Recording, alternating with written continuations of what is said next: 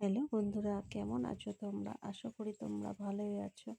এই ভিডিওটা আমি শিবরাত্রির দিন করেছি, কারণ তোমাদের সাথে শেয়ার করার জন্য।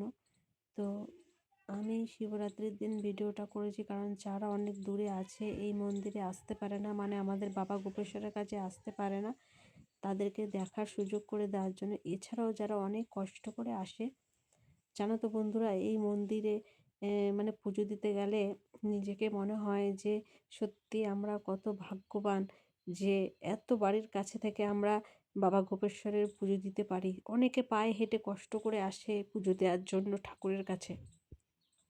তো আমরা সত্যিই ভাগ্যবান। তো আমি ভিডিওটা যখন করছিলাম, দেখো মন্দিরটা কত সুন্দর করে সাজানো হয়েছে, কারণ কিছুদিন আগে সেখানে মহোৎসব হয়েছে। মৎসব মানে 7 দিন ধরে মৎসব চলে। তো অনেক লোকও আসে এখানটায় মৎসব মানে খেতে প্রসাদ নেওয়ার জন্য। তো আমি সেখানে যেতে পারিনি, তাই ভাবলাম আজ গোপেশ্বরের কাছে যাব, মাথায় জল ঢালবো।